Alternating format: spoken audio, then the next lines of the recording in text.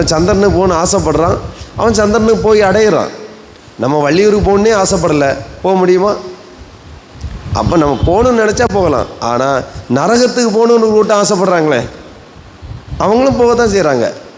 பரலோகத்துக்கு போகணுன்னு ஒரு கூட்டம் ஆசைப்படுறாங்க, போகத்தான் செய்கிறாங்க. அப்போ நரகத்துக்கும் போக முடியுது, பரலோகத்துக்கும் போக முடியுது, சந்திரனுக்கு போக முடியுது, வேறு எல்லா கோள்களுக்கும் நம்ம போக முடியுது. இல்லை, இதே ரத்தமும் சதையும் உள்ள ஒரு மனுஷனால் தான் இதெல்லாம் முடியுது. எத்தனை பேர் நம்புறீங்க?